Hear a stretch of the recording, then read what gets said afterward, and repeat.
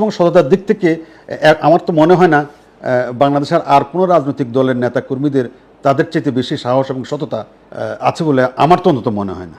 এটা আমি জামাত করি না, কিন্তু আমি এটা বলতে দ্বিধা নেই। আমার সাহস এবং সততা এই দুইটা জিনিসের মিশ্রণ জামাতের চাইতে বেশি অন্য কোনো দলের আছেন ভাই?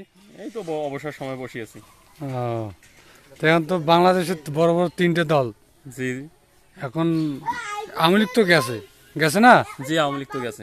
এখন দুইটা আছে, দুইটার মধ্যে আপনি কাকে বেশি ভালোবাসেন এবং আগামীতে আপনি কাকে ভোট দিবেন? দুটার মধ্যে এখন জামাত এবং বিএনপি। জি, আমরা আমরা তো চাই যে জামাত ক্ষমতায় আসুক। কেন আপনি জামাতকে কেন পছন্দ করেন? জামাতকে কেন পছন্দ করি, গত অনেক কয়বার আমরা বিএনপির শাসনামল দেখছি, আওয়ামী লীগের শাসনামল দেখছি। জি। এবার চাই যে জামাত ক্ষমতায় আসুক, তারা দেশ পরিচালনা করুক, তাদের বিচার কার্য শাসনামল কেমন যায় সেটা আমরা দেখতে চাই সাধারণ পাবলিক। আচ্ছা, ওকে আমাদের ভাই। এতটুকু প্রত্যাশা। আচ্ছা, ওকে, ধন্যবাদ আপনাকে কথাটা বলার জন্য। হ্যাঁ যুবক ভাই, কেমন আছেন? আলহামদুলিল্লাহ ভালো ভাই, আপনি ভালো আছেন? আলহামদুলিল্লাহ ভাই, আমি ভালো আছি। আচ্ছা, বাংলাদেশে তো তিনটে বড় দল এখন বর্তমান, জামাত, বিএনপি, আওয়ামী লীগ, ঠিক না?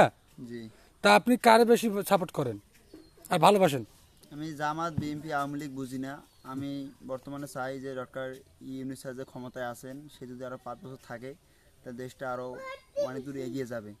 যদিও আমি ব্যক্তিগতভাবে জামাতকে সাপোর্ট করি, আমি চাই যে ডক্টর ইউনূসের পর জামাত ক্ষমতায় আসলে আমাদের দেশে ইসলামী আইন চালু হবে এবং দেশটা আরও ভালো হবে। আচ্ছা আচ্ছা, ঠিক আছে ভাই, থ্যাংক ইউ, ধন্যবাদ। এই ছোট বাবু, তুমি এ, বাংলাদেশে তিনটে দল নাম শুনছো না? জি হ। ও, তো নাম শুনছো, তুমি কোন দলকে ভালোবাসো, জামাত, বিএনপি না আওয়ামী লীগ? কোন দলকে ভালোবাসতে চাও আমি এই আগামীতে? ভালোবাসি। আগামীতে কাকে ভালোবাসবা?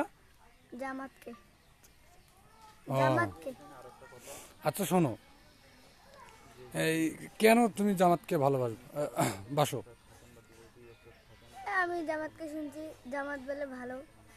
আর আমার মা বাবা করে জামাত দল, আমার পরিবারের সবাই করে, গ্রামের সবাই। ও,